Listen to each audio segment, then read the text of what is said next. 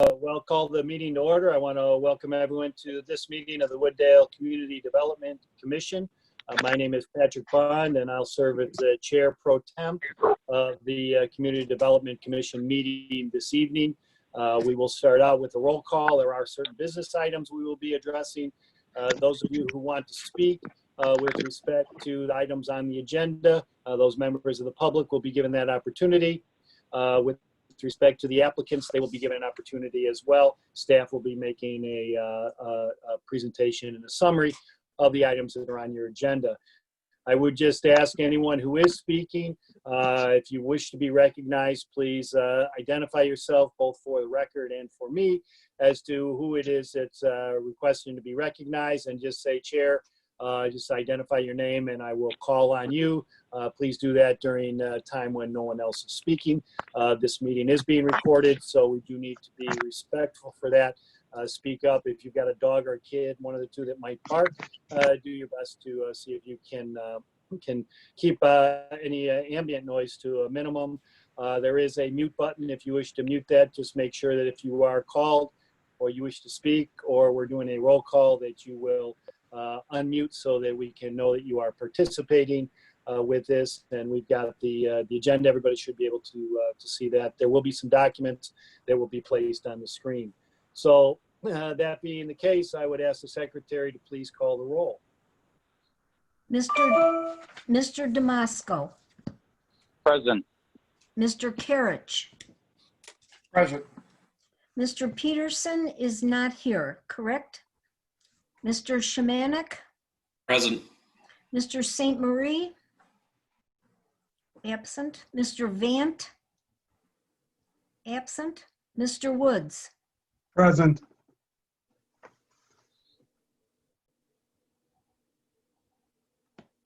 Does that complete the roll call, Madam Secretary? That's the end of the roll.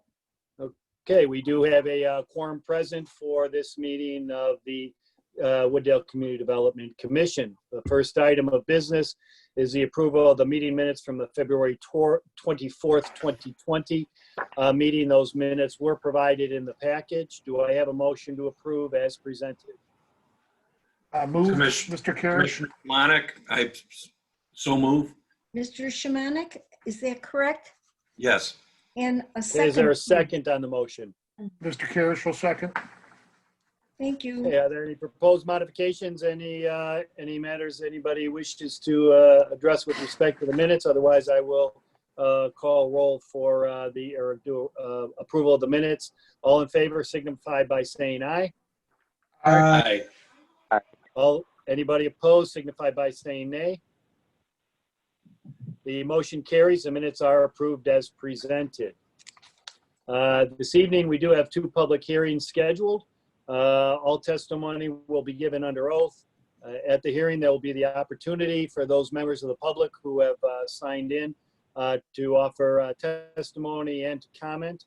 Following the public hearing, there will be a deliberation, which will be open to the public for you to listen, but not participate. Anyone is invited to listen and watch if they wish to. The public, again, however, will not be provided an opportunity to speak during the deliberations. If any member of the public wishes to speak, the opportunity to do so will be when they are called upon to provide any testimony or to comment. Staff will provide a general description of the proposal, followed by the staff professional analysis.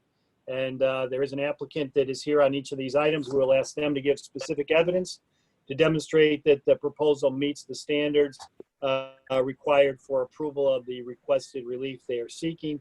The burden to demonstrate that is on the applicant in order to prove their case that the city standards have been satisfied.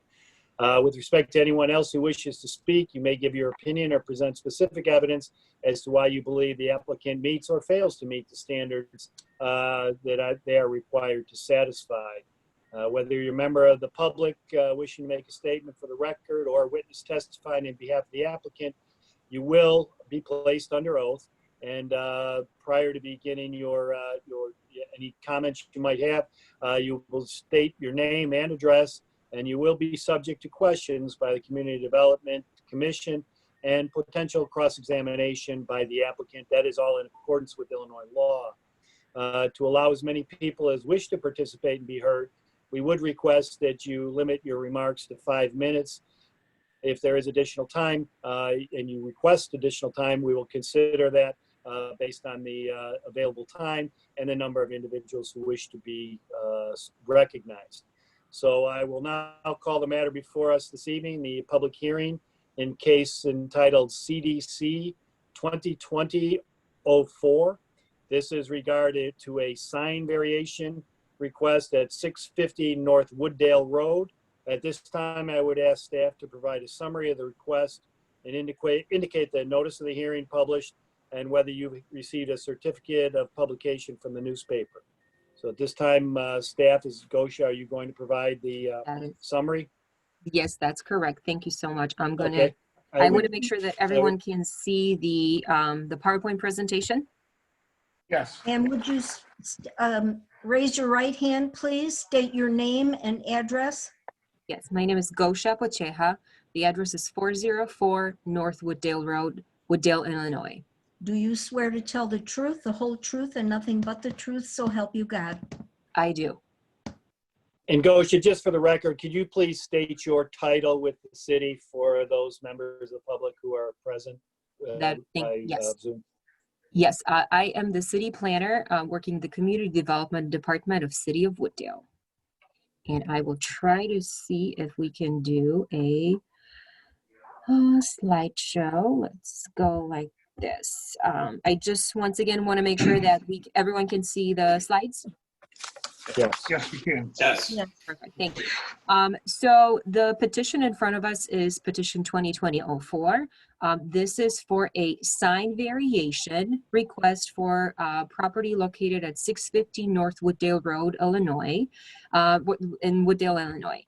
The publication was published at Daily Herald on May 29th, and also notices were mailed to property owners as required per our municipal code.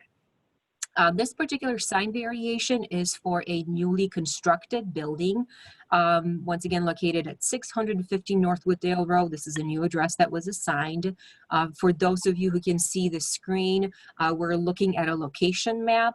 The subject site is located on Wooddale Road, a little bit north of School Street, so it's not too far from City Hall. This property was presented in front of the CDC Commission a couple years ago as part of the Bridgepoint redevelopment. The subject building will be occupied by a company called Forward Space. This is a company that provides a number of services, but works with commercial businesses in terms of design and layout of offices, office furniture, and so on. This building will house their headquarters and also will contain a warehouse. The way the building was designed, and as our municipal code requires, the main entrance is actually located at a corner of the building. This is the southeast corner. Our municipal code requires entrances to be facing the street. However, because of the site constraint, the parking lot had to be placed on the south side of the building. Therefore, essentially, it resulted in a corner entrance. The petitioners are proposing to put a sign along Wooddale Road indicating the name of their company, Forward Space, but they also like to put a sign on the south elevation facing the parking lot, just for clarity for anyone parking their vehicle in the parking lot and trying to access the buildings. This will be a clear indication where the main entrance is. However, our municipal code states that you are able to have a wall sign only on an elevation that is facing a street. This particular building is located where there's another parcel in between the subject site and the School Street and the actual street frontage. Therefore, they are requesting this variation.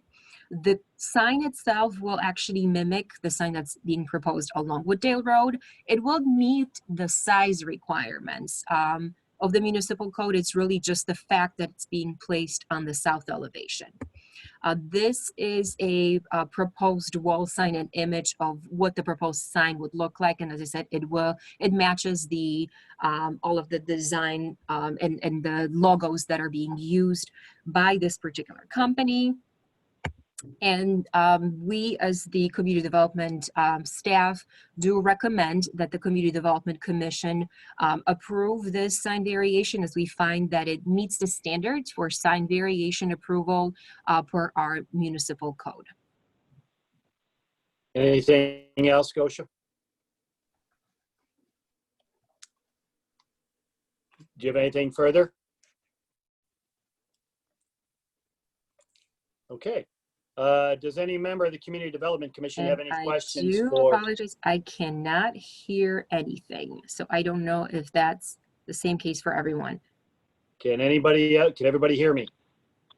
Yes. I hear you. Okay. Yes. Well, we'll work through it with Gosha. Does any member of the CDC have any questions for Gosha? Yes, this is Mr. Woods. So you're telling me we're going to have a sign on the south side and on Wooddale Road?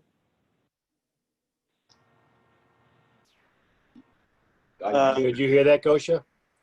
Otherwise, Ed, do you want to address it, or I Yeah. can? Yeah, this is Ed Cage. As Gosha's having a problem with hearing some of the questions. Yes, Commissioner Woods, that is correct. So there would be a proposed wall sign on Wooddale Road, which is on that would be the east facade of the building, and then the additional one, which is on the south facade of the building.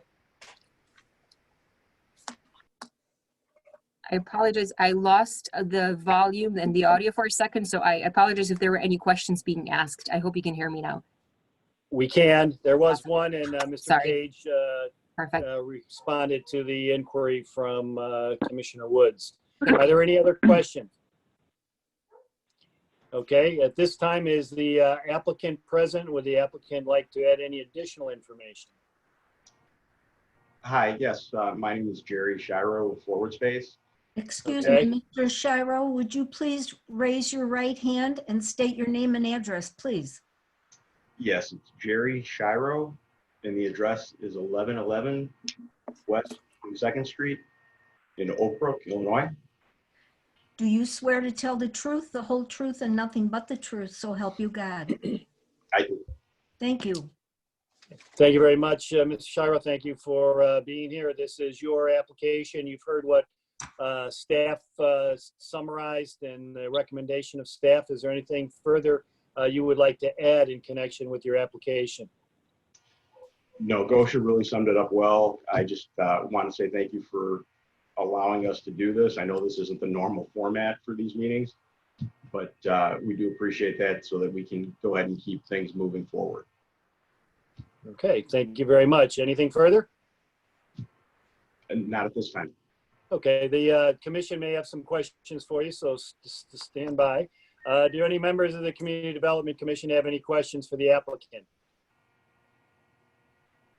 This is Mr. Karras. I just had one. I see that the both the east and south facing signage will be backlit or halo lit. Are those planned to stay on like through all hours of the evening, or do they come off at a certain time? They're actually going to be tied in with the building's photocell. So when the parking lot lights shut off, they'll shut off as well. I don't know that there's a time on that. I'm not sure if that's if it's based on the battery capacity and when that runs out. There is a timer that we can set, but we would coordinate all the lighting to be the same. Okay, thank you. Thank you very much. Any other questions? Okay, let me ask if there are anybody in the audience who has any comments to make, any objection to the petition, or wishes to make a comment or has a question for either staff or the applicant at this time. If you could, please identify yourself, state your name, and the secretary will place you under oath. So is there anyone who wishes to be recognized? Gosha, do you have any questions that have been submitted electronically or have any indication of anyone who's wishing to comment on this particular application? No, we do not. We have not received any public comments. Okay. Very well. There's no public comments to either the applicant or the commission. Do the commissioners have any further questions? No. Okay. Nope. All right. No. Hearing none, that will conclude the testimony. I would like to close the public hearing for case number CDC 2020-04. I'd like to welcome Forward Space to the friendly confines of Wooddale, and we will now proceed with the deliberation on the merits. So the Community Development Department has made a finding that the sign variation request to allow a wall sign on the south elevation of the building at 650 North Wooddale Road, since it does not have street frontage, would meet the standard for approval under section 13.802 of the municipal code. They are recommending that motion be made on the petition. Based on that adoption of those findings, would be, if there is a motion, the motion would be to move that the Community Development Commission recommend to the City Council the approval of the sign variation to allow the wall sign on the south elevation of the building.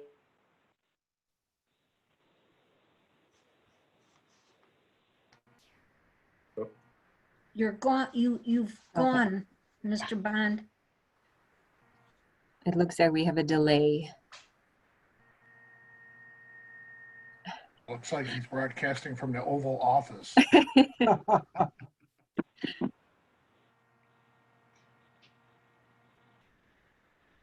Hopefully, we will have Mr. Bond back shortly.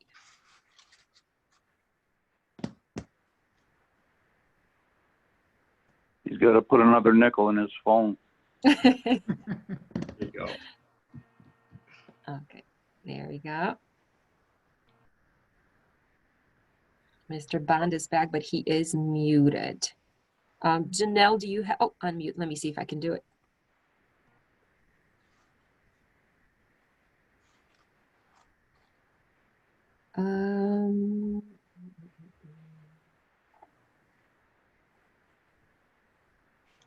I'm attempting to help Gosha. Thank you. Can you hear me?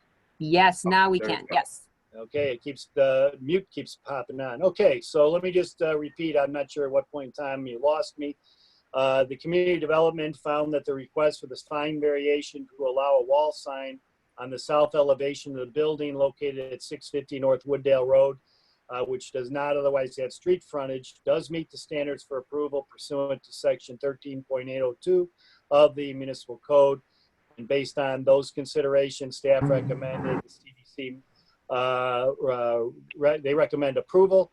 And that's the, I would entertain a motion to move that the CDC recommend to the City Council the approval of the sign variation request to allow a wall sign on the south elevation of the building located at 650 North Wooddale Road in case number 2020 CDC 04. I'd first entertain a motion, then a second, and we can have any discussion that the CDC deems appropriate. So is there such a motion? If so, please identify yourself.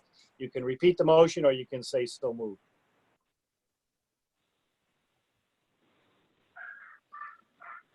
Brad Yep. Kirish, I'll motion. Okay, is there a second? Dave Ron Schmanek. Domenico, I will second it. Go ahead, Ron. We've got a motion and a second. Is there any discussion on the motion?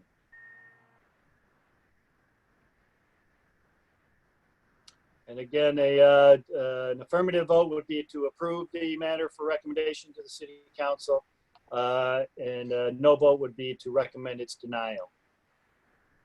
Is there any discussion? Hearing none, or everybody's muted? I hear the head None. shaking. Well, I'll take that as there's no further discussion. I would ask the secretary to please call the roll. Remember to unmute when you're called. Mr. Damasco, Present. this is a vote yes or no. Yes. Mr. Kirich, Yes. Mr. Shemanek, Yes. Mr. Woods, Yes. motion carried. Okay, very good. The motion to recommend the approval of the proposed sign variation at 650 North Wooddale Road carries. That recommendation will be forwarded on to the City Council. I want to thank the applicant for participating. Again, welcome you to Wooddale, and the matter will be before the City Council then at a future City Council meeting. You're free to stay. and watch the festivities of the next one. Or if you have better things to do with your Monday night, you're free to leave. And Well, I appreciate it. Thank you all very much. Thank you. thank you. Okay, the next one is case number CDC 2020-05. This is regarding a special use for a multifamily dwelling units, planned unit development, a combined preliminary and final plan, and major site plan review for 372 Parkview Station located at 372 North Wooddale Road. Staff will provide a summary of the request and indicate the notice of the hearing, where it was published, and whether there's a certificate of publication from the newspaper before commencing. Staff, you have been placed under oath. I would ask that you be placed under oath again in connection with this particular public hearing. Any members of the public who wish to participate can do so when called upon. We would ask you to identify yourself. You also would be sworn for the record. Just for a review of the those at the CDC. This was a matter that was brought before you on a concept review. There were certain questions that were raised at that time. The applicant and staff have been working both to address those concerns and concerns that both staff had and other members of the city council in the concept was presented to them as well. So just as a reminder, in case you think it looks somewhat familiar, it is. And again, it was presented in a concept posture.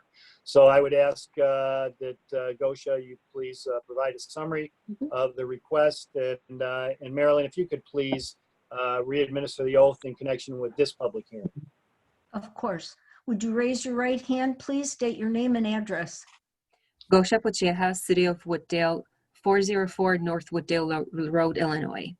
Do you swear to tell the truth, the whole truth, and nothing but the truth, so help you God? I do. Thank you. Thank you, Gosha. Could you please provide a summary?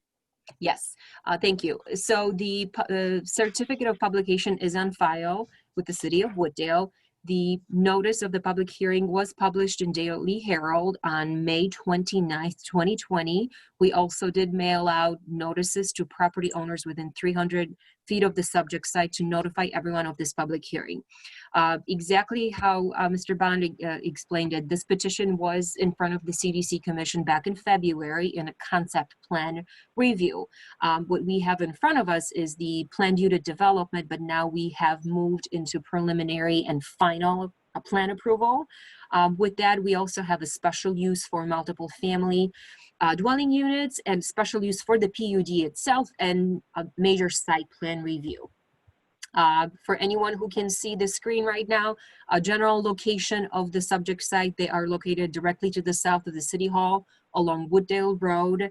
We do have Irving Park Road and the Metro Rail a little bit further down to the south. Zoning wise, the property is zoned TCB, which stands for Town Center Business District. The future land use plan in the comprehensive plan designated the site as retail and commercial and multifamily rental development that is being proposed does fit within that specific use category. The existing conditions, the site is about 4.3 acres in size. As many of you are aware, it used to be a home to a vacant bank building with a drive-through. It does have surface parking and a quite substantial woodland area to the back of the site. The subject site is located between the City Hall to the north, then we have the Beachwater Park to the west, and then there is White Cottage Restaurant directly to the south. The proposed site plan really has not changed much since we have looked at this in the concept plan. We still have the same 4 buildings. There will be 3 of them that are 3-story tall. 1 will be 4 stories tall, the one that's parallel to Wooddale Road. There will be a total of 142 units, a combination of studio, 1 bedroom and 2 bedrooms. There's a total of 219 parking spaces, which includes 211 standard parking spaces and then 8 accessible. The petitioners are proposing to use permeable pavers on a quite significant portion of the parking lot with some underground storage for the stormwater management. So that's the area highlighted in green for anyone who can see the screen. There will be a total of 3 trash enclosures And then there's also a grilling area and bicycle parking as sort of the amenities that are being proposed. Once again, not too many changes since we have seen this proposal. This petition is being presented as a PUD planned unit development, mainly because we have multiple buildings on site, but also the planned unit development really allows for certain deviations from the municipal code in order to really produce a higher standard of development. We did touch upon these deviations at the concept plan. There's a couple additional ones, the screen in front of us, but also the staff memo and the project narrative, which was provided to everyone in the agenda packet, highlight all of these deviations. I'll go through these very quickly now. I know the petitioner is prepared. They do have a presentation after mine, and they'll be able to address some of these in a little bit more detail. The first one, the street-facing main entrances. This is something that our code requires. We briefly touched upon it with the prior petition that was in front of us. Our municipal code does require street main entrances to be street facing. However, the way this building was designed, the idea was to create a courtyard. Therefore, some of the entrances were facing inwards. However, there are some service entries that will be on Wooddale Road, which will be street facing, which technically our municipal code does not allow, but the applicant is trying to make them appear more like main entrances with the same type of smoky glass, so they're not going to appear as a specific service entries. This will be more of a just additional accessible entrance to the building.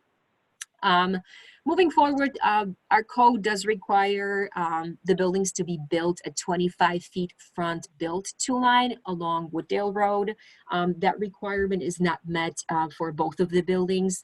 A lot of that has to do with how the site was laid out and to be able to accommodate the parking. So the two buildings, building A is at 13 feet away from Wooddale Road and building B is at 20 feet. The site setback requirement is 20 feet minimum. We do have one building, which is the 4-story building, that is proposed at only 13 feet. So that's another deviation that's being requested. The dwelling units per building, the TCB zoning district is very specific. It says that 18 is the maximum permitted number of dwelling units. Some of the buildings, the 3-story buildings are at 33 and the 4 buildings at 44. So that's significantly greater, but once again, it really fits within the development.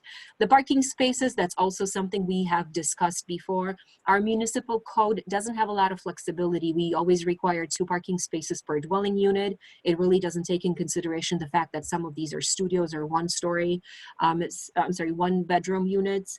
The petitioners are requesting a deviation. Our code would require 284 parking spaces, and they're providing 219. So there's a shortage of about 65 parking spaces. The street transition space, this really refers to the fact that there has to be at least 30 feet between the property line and where the nearest parking space may begin, just to allow enough space for site circulation and for traffic to, the cars to queue. That is not able to be accomplished on the south side, on the along the commercial street. However, while the requirement is not met from the property line, the parkway is quite significant. So the distance from the actual curb, from the street to the parking space, is over 40 feet. So while they do not meet the strict code requirement, they do meet the intent of that requirement to be able to provide enough separation. The driveway width at roadways, that is something we have seen with a number of proposals that have come across this CDC before. In this particular case, there are 2 entrances to the site. The petitioners are able to meet the width of the driveway right at the property line. However, the further, once we get to the street edge, to the curb, they do exceed the maximum allowable. Part of it is to allow sufficient circulation for a larger vehicle, especially for fire trucks to be able to enter the site. But also the commercial drive on the side has a curve to it, so they actually get to make it a little bit wider just to accommodate that entrance. Another deviation that is being sought is the parking lot landscape islands. Our municipal code does require landscape islands at the end of every parking row. And that parking island should have a shade tree and some additional landscaping. With the proposed design, there are a couple areas where the parking islands were not able to be accommodated. There's also a couple areas where the shade trees were not being proposed. The main reason for that is because of the existing utilities, or maybe there could be a light fixture that is being proposed that's required for the parking lot. And that's why the shade tree is not being added in there. Lastly, the last deviation would be related to replacement trees. There is a significant number of trees. I did touch upon, I mentioned that woodland area to the rear. There's about 194 trees existing per the tree survey that was submitted. Per the plans, there's 163 trees that are either prohibited or they are in really bad shape. So they're would be deemed as a nuisance tree. The petitioners are unfortunately only able to accommodate 55 replacement trees on the site due to the limitation of the size, the design that's being proposed. Some of those trees are also being proposed on the property next door, the Park District, which I believe the petitioner has been in contact with to make sure that this is something that would be allowable. So the petitioners are seeking a deviation to allow reduction in the number of replacement trees, but they're also seeking a variation related to the species. Our code is very specific that no more than 20% of the replacement trees may be of the same variety. However, the petitioners are really trying to provide screening, and there's a specific type of arborvitae that's being planted, and those numbers really exceed the 20%, but that's also something that is being requested as a deviation because that particular tree was something that was discussed with a neighboring property, and that's something that is desirable. So those are the deviations from Chapter 17 requirements, and as I said, we've seen most of these before. This is just an outline of everything. A lot more detail is in the staff memo in the packets, and I believe the petitioner will probably address those as well. There are a couple other requirements that I want to mention, but I also want to emphasize that those are outside of Chapter 17 requirements. Therefore, while they're important components of this project, they're not really part of the approval today. The engineering, and more specifically stormwater detention, this requirement falls under Chapter 10. And in this particular case, the petitioners will be seeking a variation related to stormwater detention. They're not able to provide the required stormwater detention per the city requirements. However, they are able to meet that requirement per the DuPage County Stormwater Ordinance. So they will be presenting separately to the city council to request that variation. There's also a requirement related to the elevations. Our Chapter 12, which is the building code, requires that 85% of the elevation be of brick material. That is something that is applicable only to multiple family dwelling units. And as I said, this is something that the city council will look at as the buildings as proposed, they're not able to meet that specific requirement. So when the motion was being drafted in the staff memo, those two items are being listed as sort of conditions to the approval. And as you can actually see on the next slide, taking all of that into consideration, we do find that this proposal is consistent with the Chapter 17 of our municipal code with a unified development ordinance. We also find that it's consistent with the comprehensive plan. Therefore, the staff does recommend approval based on the conditions that are listed here, which would be obviously the substantial conformance with the memo, approval of the two variations related to the stormwater and the elevation materials, and also submittal of a construction schedule and the approval of final engineering. Thank you. Okay, is that do it for your summary, Gosha? Yes.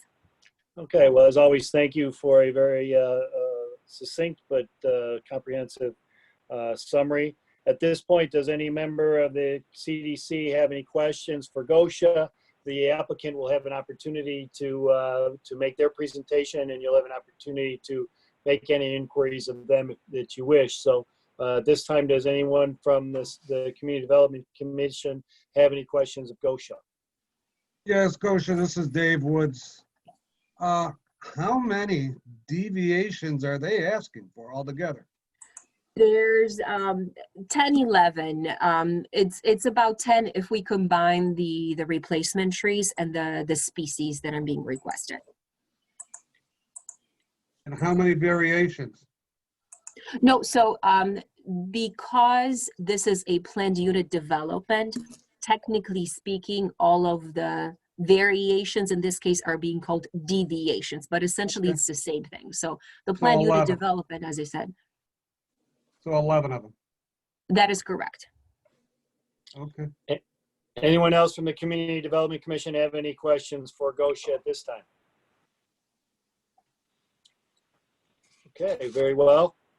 We will then move on with the applicant. I know we've got Paul and his team with the applicant like to give a presentation, provide some additional information to the Community Development Commission.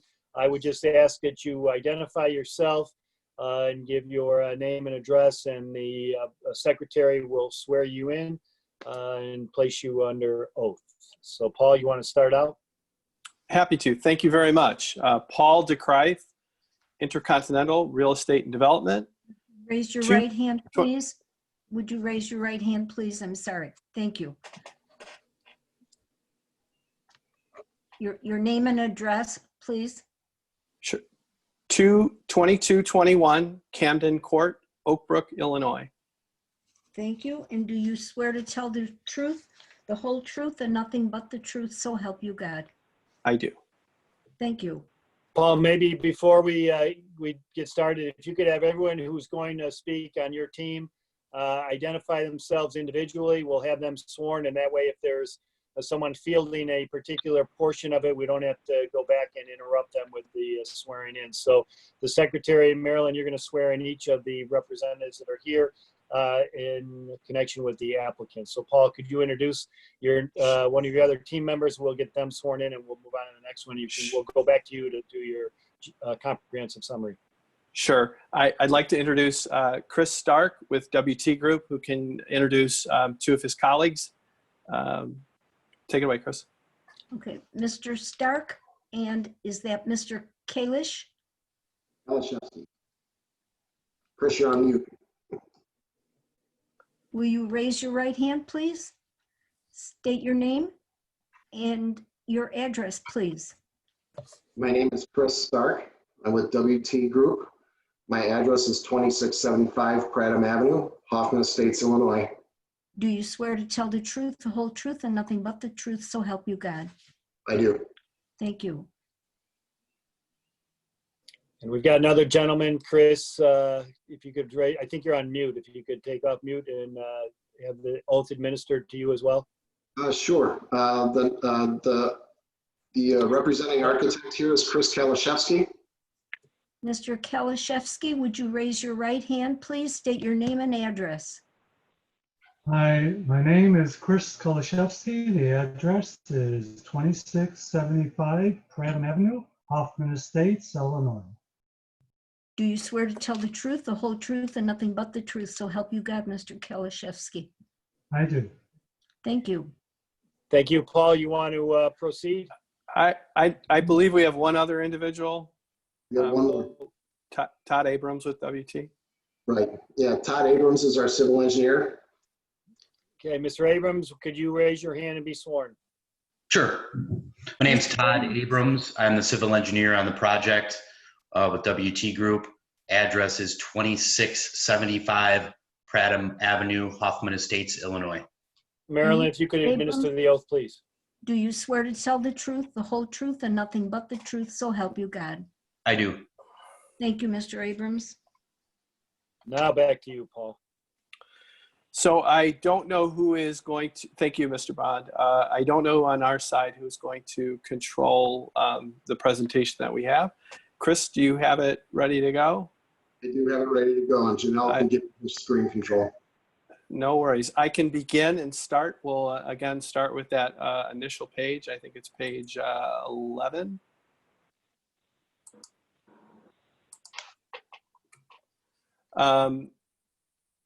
Thank you again, commissioners and Mr. Bond. I'm here again before you on behalf of my firm, Intercontinental Real Estate and Development.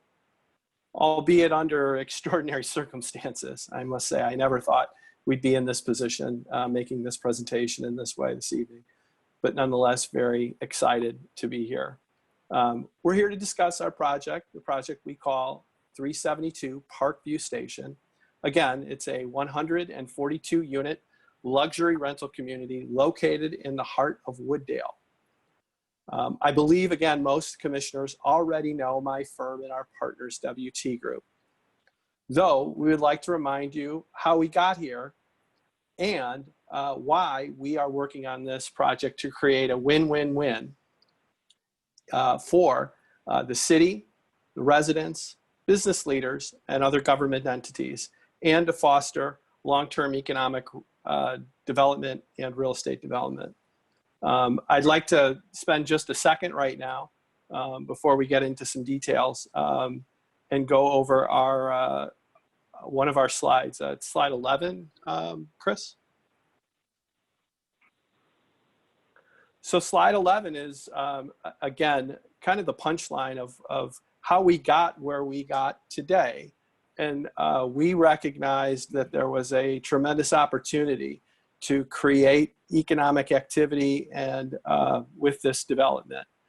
We are not a density for density's sake firm in any way, shape, or form. But as you can see with our economic impact analysis, this project has the potential to generate just under, if you highlight your cursor at the bottom there, Chris, of $1.5 million in total activity. And then above that, just under $140,000 of sales tax, let alone there's going to be real estate tax that's generated on this property as well. So there's significant benefit to the city, to the residents, to the businesses that are located in the immediate area. So before I turn it over, I wanted to just simply say this, is we are going to be brief this evening for many reasons. We'd like to discuss the modifications that we've been working on with staff at Ingosha since our concept presentation. So we're going to focus most of our energies on discussing those things that have changed for the better. And with that, I'd like to turn over the presentation to Mr. Chris Stark with WT Group to lead off, and he and I will take the presentation. Thank you very much, Paul. I am Chris Stark with WT, and I wanted to take you through a brief summary of some changes, some very minor changes that has happened since the last time everybody had seen this presentation. Up here right now is a previous site plan. One of the comments that actually came by the site plan, came via the site plan, was the height of the ID sign. It was previously at 6'8", and now it is at 6 foot, which meets the requirements of that front yard.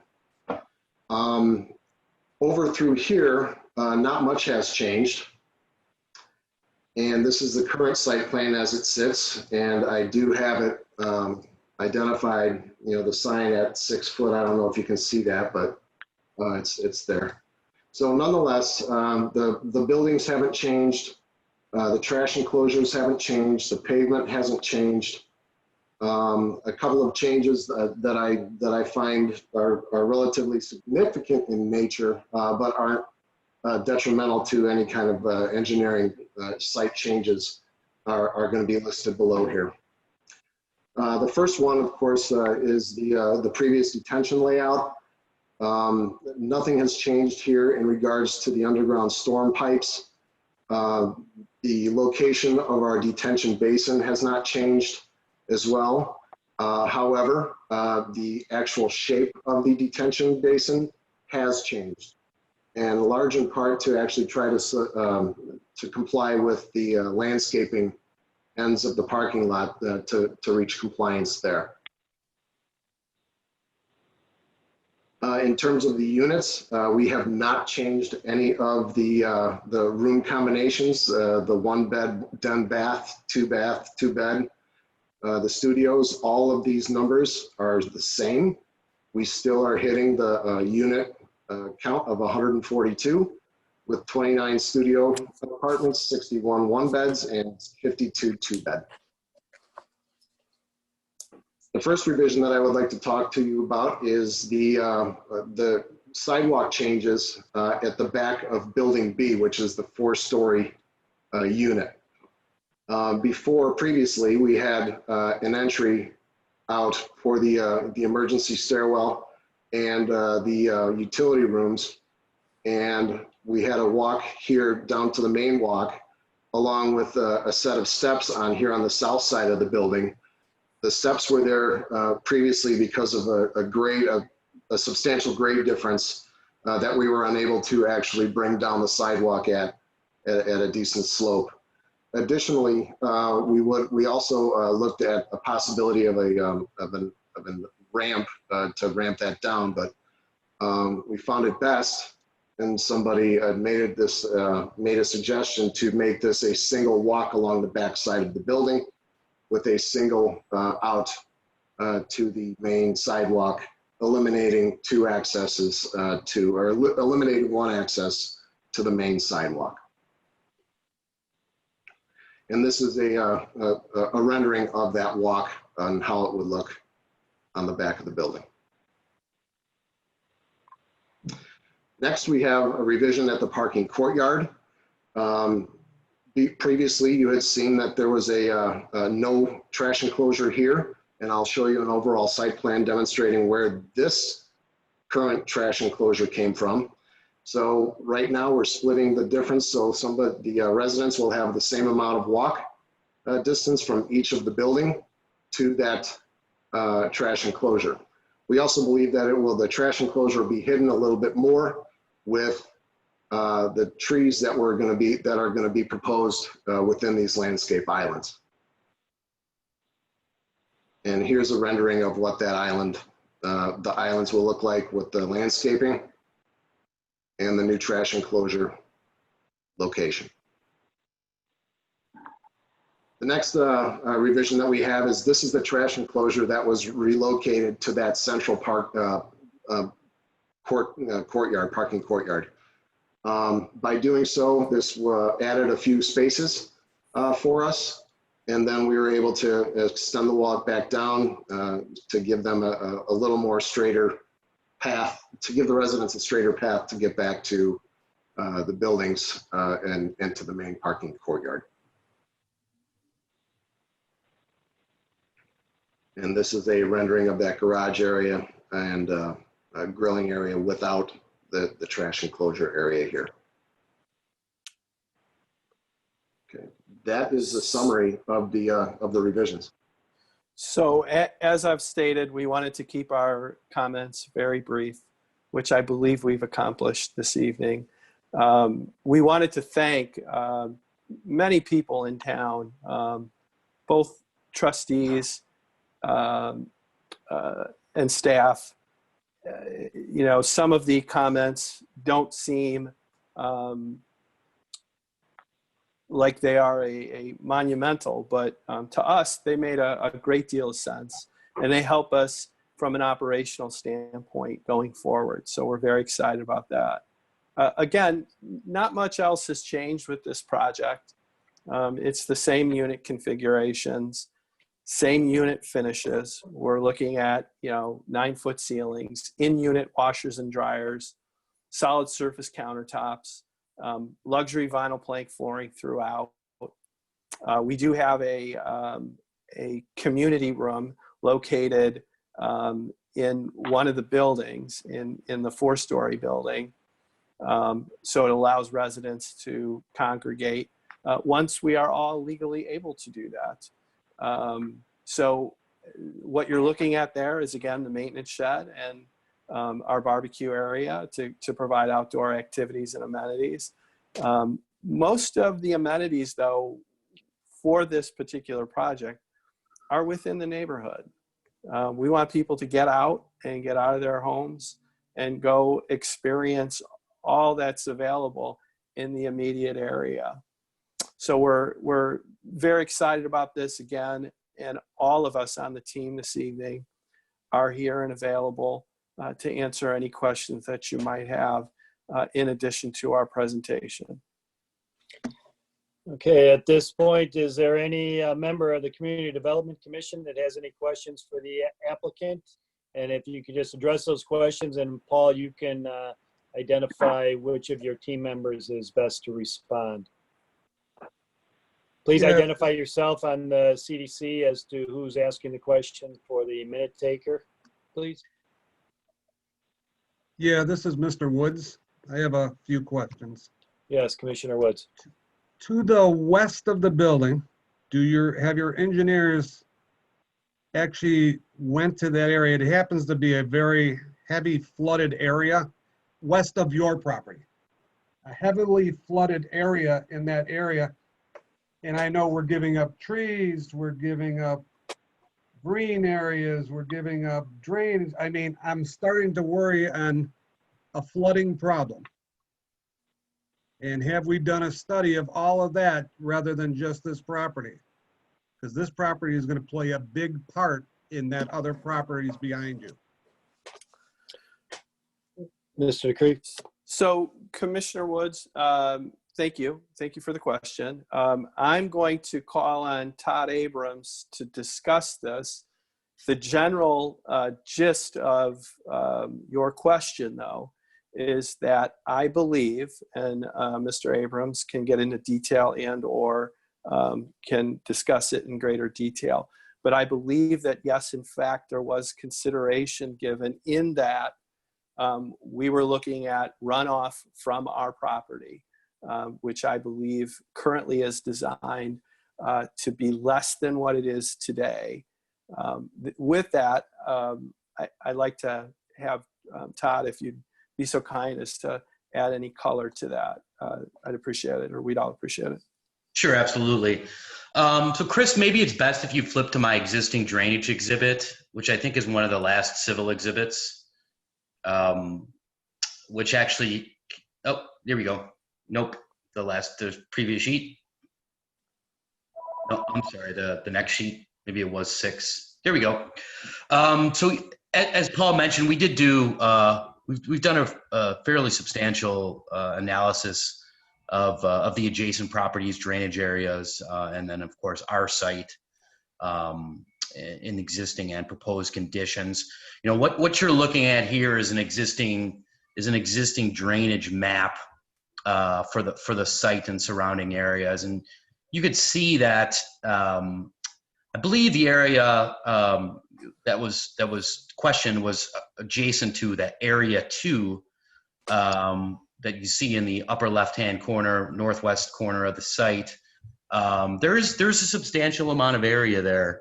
You know, approximately the area 2 and area 6 in that area that is being circled is about 1.37 acres.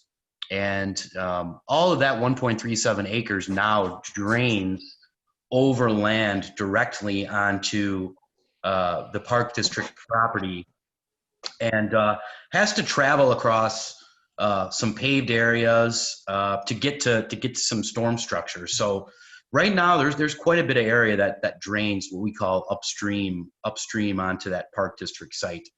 You know, by adding our detention system, Chris, perhaps you can flip to the next exhibit, Exhibit 7. You'll see that we're reducing the area that's tributary to the west pretty substantially. It goes from 1.37 acres to 0.84 acres. So it doesn't quite get cut in half, but maybe gets cut down to about 60%. And you know, not only are we reducing that area that'll be tributary to the west, but we'll also be picking it up via storm structures and an underground detention system, and then routing it to an underground storm sewer system to the west. So in short, we'll be eliminating all of that land that just flows over land now. We'll be capturing it in our detention system and then routing it underground. Did we lose him? Are you there? Todd, you're still there, Todd, aren't you?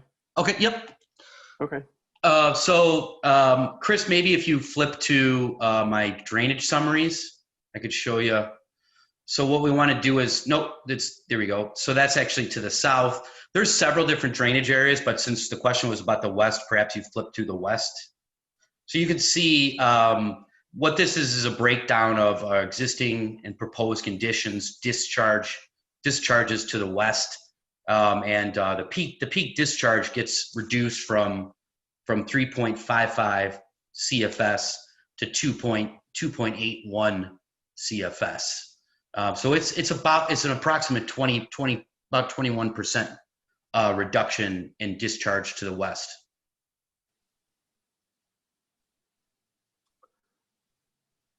Thank you, Todd. What is the proposed, I'm sorry, it's Mr. Karish. I don't mean to cut you off, Dave. What's the proposed capacity of that detention on site? So, Chris, perhaps you should flip back to that nice color exhibit you have that has all the underground detention system. There's really 3 detention systems on site. There's the main detention system in the center, which has about 0.85 acre feet of storage volume. And then there's another detention system up in the northwest corner, which I was just describing, which has two 60-inch underground storm sewers. You can see them in orange underneath the yellow. The total volume there is approximately, what is that?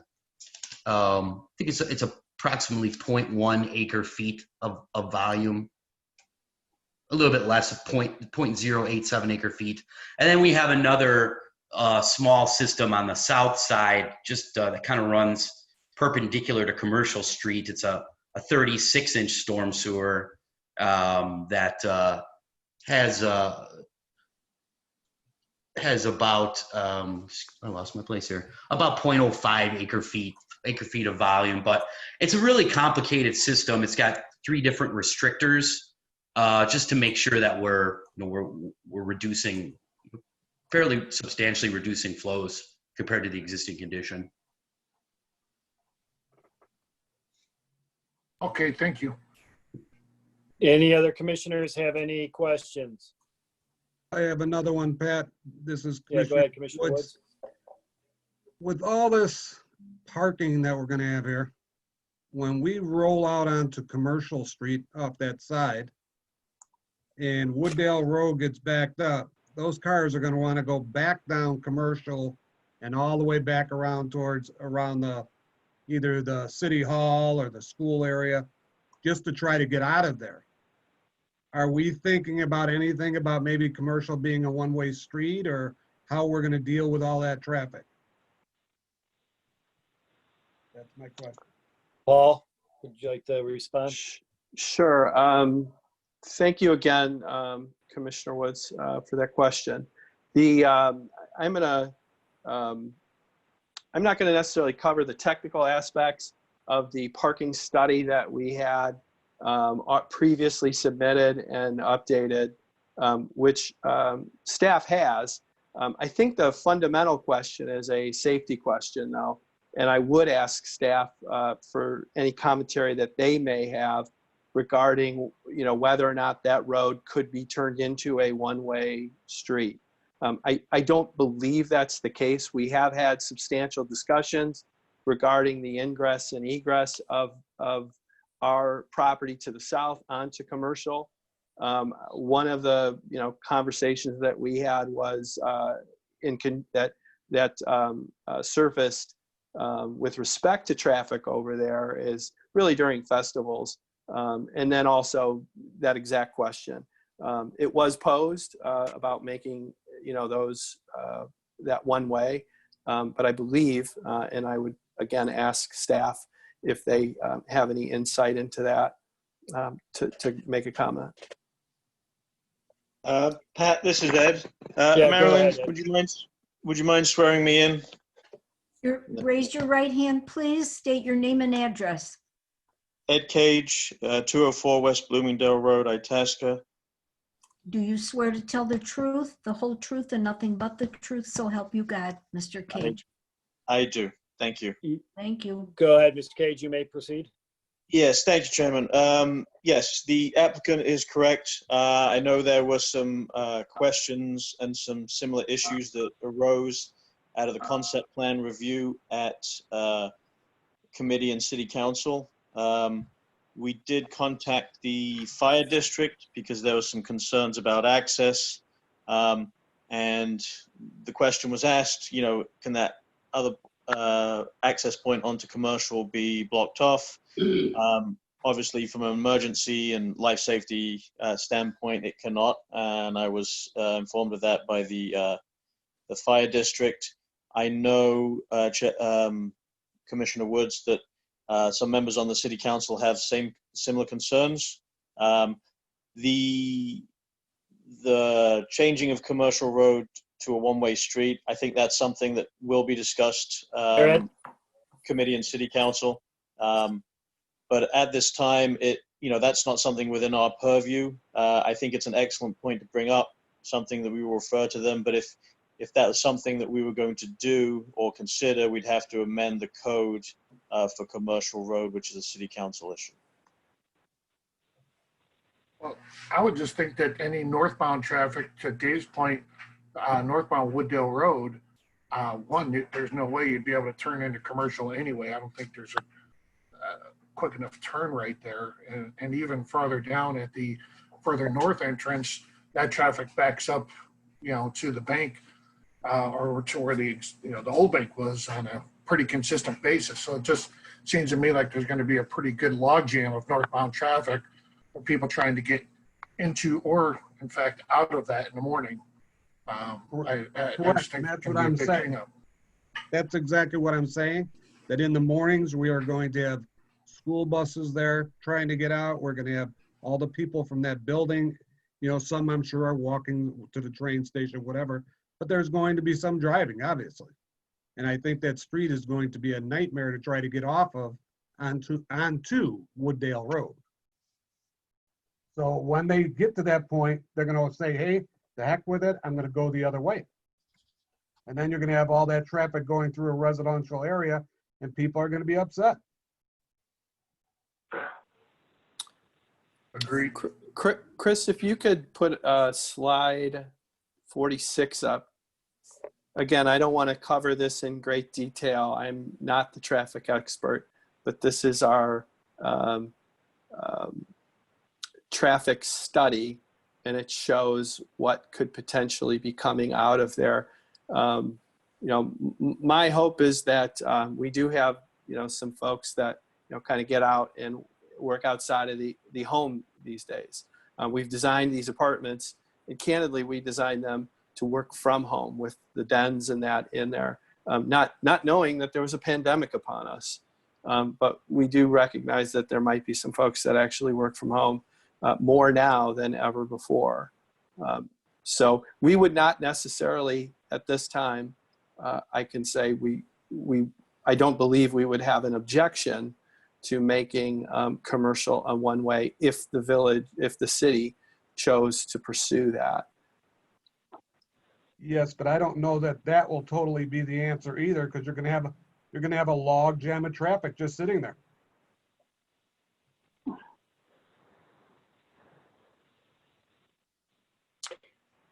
Okay, anything further, Commissioner Woods? No, that's it. Okay, does any of the other commissioners have any questions for the applicant? Does the applicant have anything further? And then we'll open it up to any members of the public who have joined us. Does the applicant have anything you wish to provide, either by way of summary or just to final comments? Other than Mr. Bond, to say thank you to everyone. We appreciate your time and attention. We all know how difficult it is to run a meeting in this fashion, and we greatly appreciate everybody's patience with all of us. But look forward to moving this process forward. Thank you. At this time, is there anyone who's signed in or logged in or on member of the public who is in attendance and wishes to make a comment on the application, the presentation, or any questions regarding this request? If so, I would ask you to please identify yourself by name, be placed under oath, and then we can proceed with your comments and questions.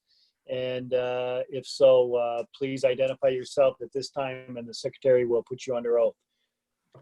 Mr. Bond, Matthew Ellman. Yes. Hello. Okay, Mr. Yes. Ellman, please raise your hand and ask that you be sworn. Would you please state your address also, Mr. Ellman? Sure. My name is Matthew Ellman. I'm representing the Wooddale Park District. Our address is 111 East Foster, Wooddale, Illinois. Do you swear to tell the truth, the whole truth, and nothing but the truth, so help you God, Mr. Ellman? Yes, I do. Thank you. Go ahead and proceed, Mr. Ellman.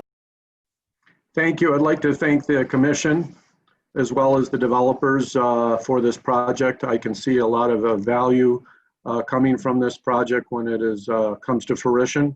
I also had an opportunity to sit down with Mr. DeGraff earlier last year, and I'm pleased to see some of our concerns addressed from the initial hearing that was attended and I spoke at.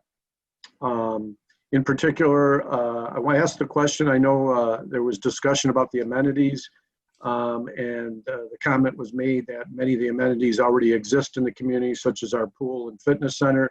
But can the developers please confirm that there is no intent to build a pool or provide a fitness center in the facility? Mr. DeCree, can you respond to that? Sure. No, it is not our intent. The specific design of our product in this particular prototype is to provide additional density within a core business and downtown area to help drive economic activity, as we've shown when we opened up our presentation today. Sounds like more pool passes, Mr. Ellman. Yeah, thank you. Except for this year. Yes. Also, maybe golf though, too, though. Maybe golf. I also appreciate the response to my questions that I submitted to staff and the detail provided. It appears that the drainage and the increase of pervious versus impervious area will help in the area. And we remain confident in the engineers that the underground systems will keep that water from coming into our pool area and causing us any problems. We do continue to have concerns in two areas. One is with parking. We do have an adjacent lot that we partner with the school district on, and they rely on for their buses as we rely on for parking for the pool. In particular, during the pool season, we want to make sure our patrons are cared for. And in my question to staff, they said that that'd be something we have to take up with the city, but we would look for the developer support and assistance with making sure that proper signage keeps people from parking on our property and protecting our relationship with the school district and the buses as well as our patrons. We also have concern about the aesthetics. As we know, the park is bordered by a lot of trees. We realize that many of those trees are invasive or not in the best condition, and that there's been a variance requested for not to replace according to the code, but it is going to be much more barren and much more exposed. And so we are obviously concerned to making sure that can be aesthetically as pleasing for both our property and your property. A comment was made about a tree plan that was discussed with myself briefly, but I've never received anything formal, been able to share anything with my elected officials, nor seen any drawings or renderings. So we would ask for cooperation to see that happen, because if the intent is to plant some trees on our property, we would want to begin that conversation as soon as possible to see what would be in our best interest for our property and our patrons. And just a final comment on the one-way street. We also would want to be part of that conversation, as we would want the school district, because as Commissioner Woods indicated, the school district sends buses in and out of there on a daily basis. We have patrons come to the pool, and a one-way street could be a benefit or a drawback. Would need to be further studied and analyzed before I could kind of render opinion on that. That ends my comments, and appreciate the time here this evening. Well, thank you, Mr. Ellman. We always appreciate the I lost him. Lost Mr. Bond. I'm still here. I think everyone else is still here. Yeah, There you go. this is Ed Cage. Just until we get Pat Bond back. I was just going to echo the point that the conversation about commercial street, one-way versus two-way, I'm sure we will discuss that at committee and city council. I know there's a lot of interested parties, not only the developer, the park district and the city. I am fairly confident that that's something that we will discuss. As Mr. Elman said, that's something that we would want to study. Obviously, we don't want to create a safety issue. So I think these are all good points. They all raise some good ideas. It's something that we need to study with some engineers and see what the outcome is. But I think that's a good point. We'll certainly relay that moving forward. And obviously, the fire district and the police department have to be involved in that conversation as well. So I see Mr. Bond's picture. Yeah, Mr. Cage, this is Brad Karish. I just had one follow-up to the traffic.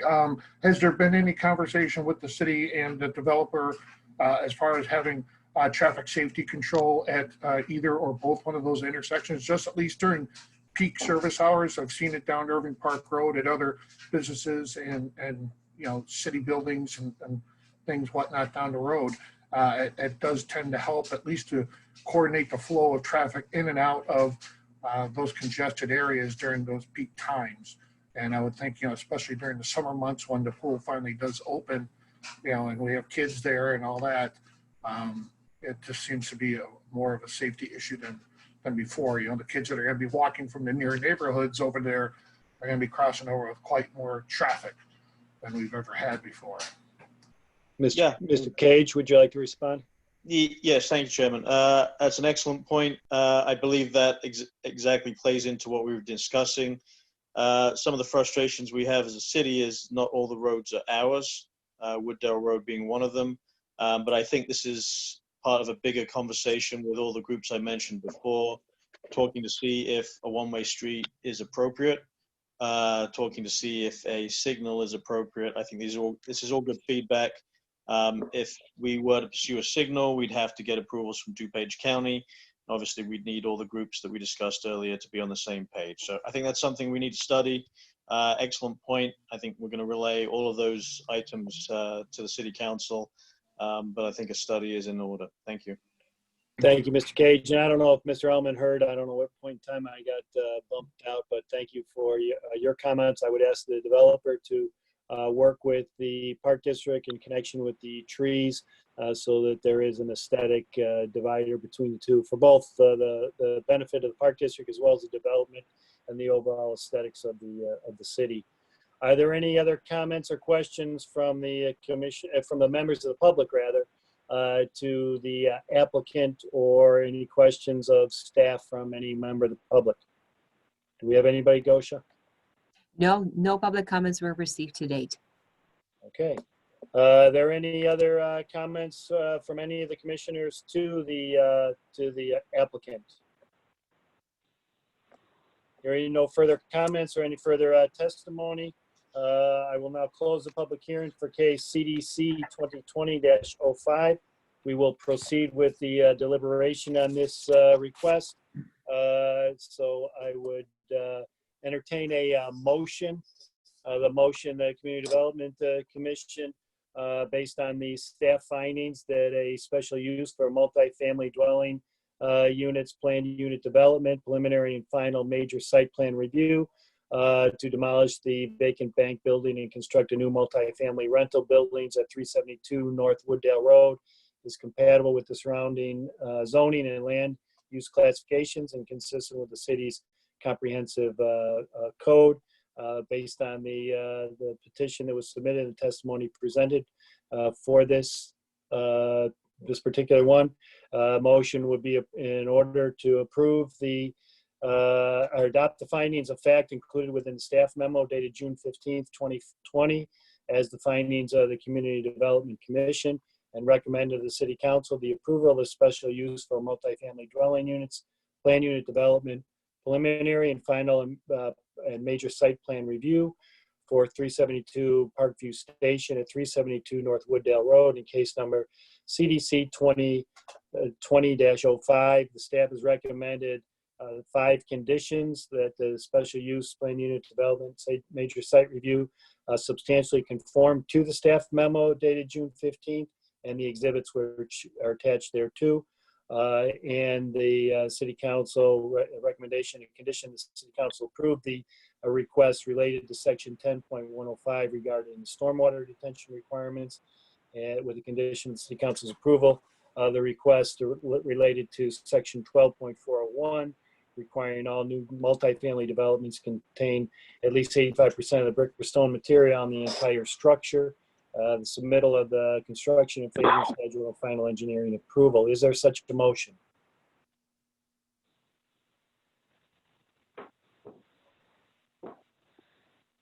Does any commissioner wish to make a motion with respect to the application?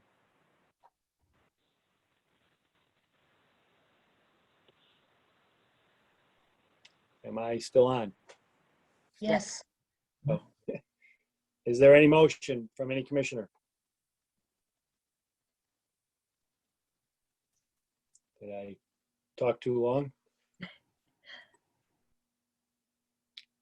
there a motion to recommend or a motion to deny?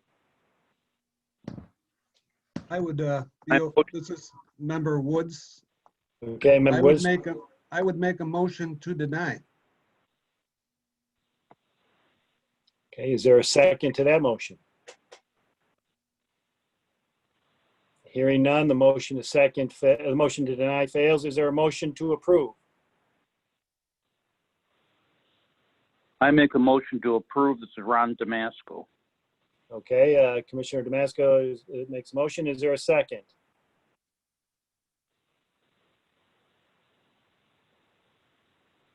Is there a second on the motion to approve? Okay, let me. I'll second the motion. Okay, we've got a second on the motion. Any discussion? Who was that, Mr. Carriage? Yeah, Yes. Commissioner Carish. This is a motion to approve. Correct. Okay, there's a motion and a second. Any discussion? Yes, I'd like to discuss it a little. This is Okay, Member Woods. First of all, let me say, I want to develop this just as bad as everybody else. But I think we might be a little overeager on what we're doing here. I mean, I'm counting this up. We got 11 deviations. We're short 65 parking spots. We only have a quarter of the amount of trees that we need. I mean, I'm just seeing item after item after item. I mean, I'm just wondering, is it possible, and I'm no building guy, but to do 3 taller buildings rather than 4, so we have more ground space? I mean, the way it's setting, I'm worried that we're gonna have stormwater problems, we're gonna have traffic problems. I mean, traffic problems, I think we're gonna have either way. But it's just gonna be a bit of a nightmare. That's all I have to say on it. Okay, any other discussion? Yeah, you bet. This is Member Shimonik. Okay, I believe that Dave's had some good points there. There are a great deal of concessions. I hear about some interworkings with other departmental areas, but I'm concerned when Mr. Ellman says something to the fact that he hasn't been reached out to. So I'm not too sure if the school district has been reached out to. Those are areas, besides what Dave already mentioned, that also concern me. okay, is there any other discussion, any further discussion? Are there any other conditions that anyone would like to suggest to the mover and the seconder with respect to the motion, such as reaching out to the school and working with the Park District?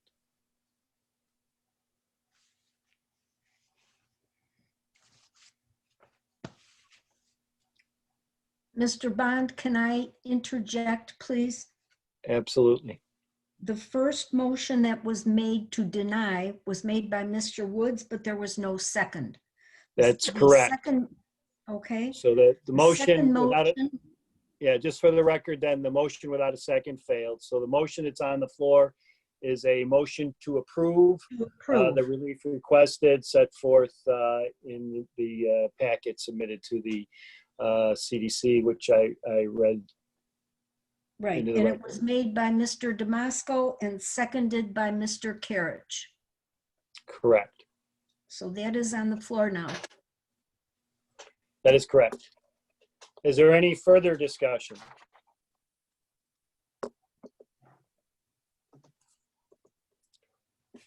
Anything further anyone wishes to discuss on the pending motion?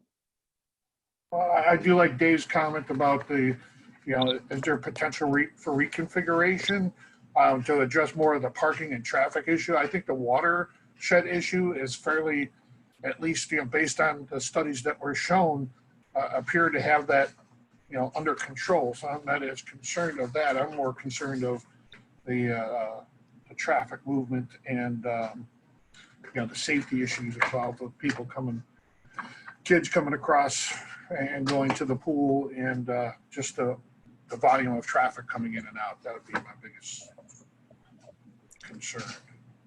And I think with respect to the stormwater, the developer is required, and the plan does comply with the county's stormwater management ordinance. I believe, and I don't know if staff, Ed or Gosha, wishes to discuss. I know there was some discussion after the original concept meeting, and I know discussions with some of the members of staff and council relative to the different configuration of the number of stories of the buildings, and that was not feasible. Apparently it creates some other development issues in addition to significant cost increase. I don't know if that's something you have readily available to discuss or not. Yeah, this is Ed. Mr. Cage? Yes, thank you, Mr. Bond. Yeah, I know some of these comments in terms of the numbers of the building came up and out after the concept plan review. Obviously, that's going to be a significant change in the site plan. I don't necessarily want to speak on behalf of the developer, but just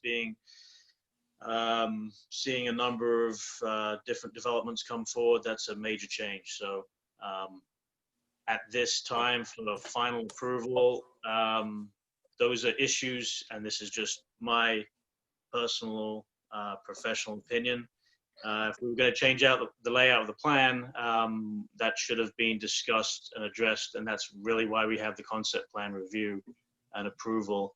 If we're going to make major modifications at the final plan approval, it's problematic. So, it's no criticism. It's more of just I understand. I apologize. I wasn't there at the preliminary, so I apologize. I should not have interjected on that. No, Commissioner Carriage, these are issues that also came up and were discussed with the committee and the city council as well. So it's, I get what people are saying, and I get the push and pull with any kind of development.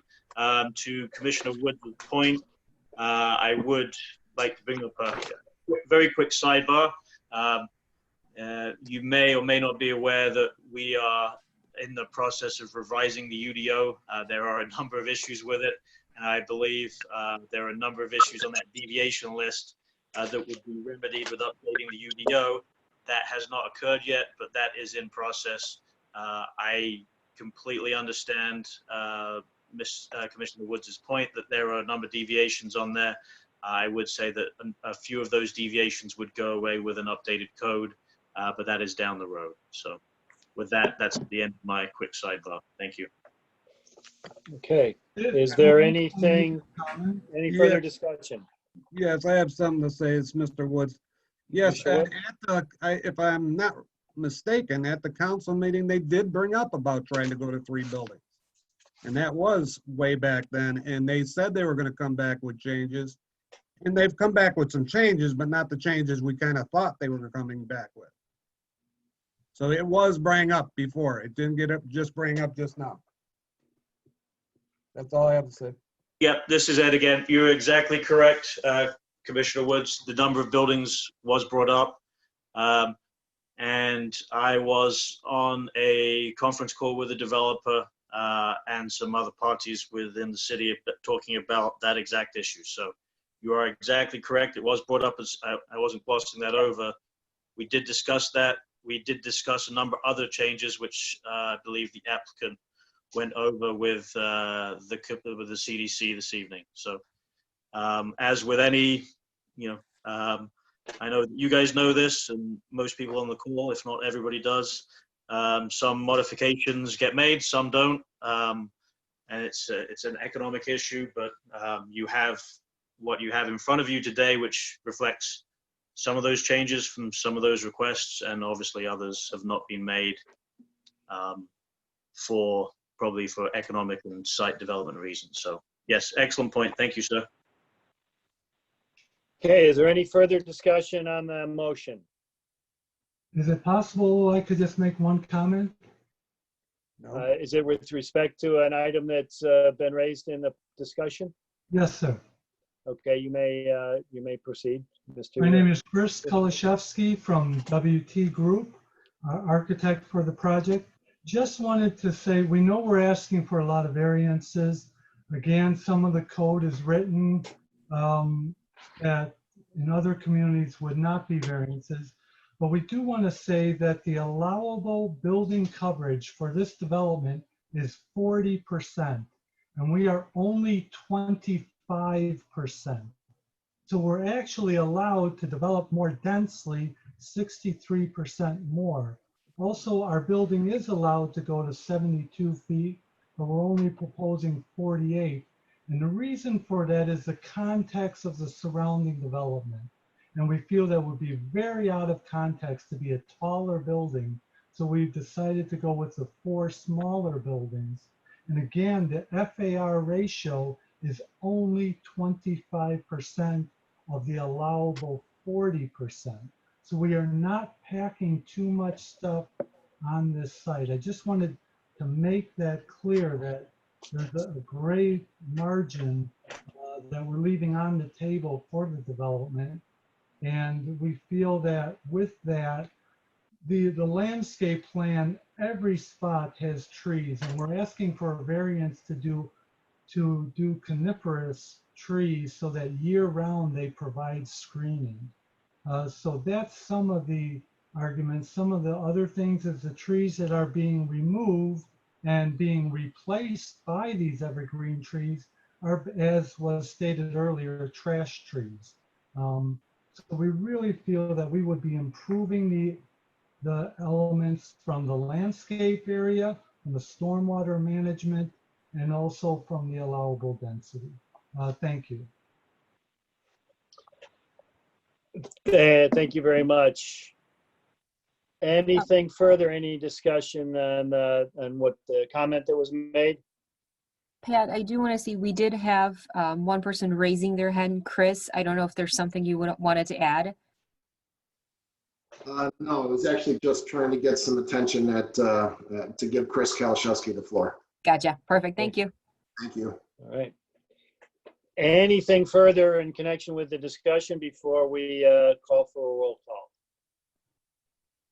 Okay, so the motion before you is a vote to recommend the approval of the motion as read with the recommended conditions to the city council. So hearing no further discussion, I would ask for a roll call vote, please. Mr. Damasco, a vote to approve. I vote to approve. Mr. Carriage, Yes. Mr. Shemanek, No. Mr. Woods,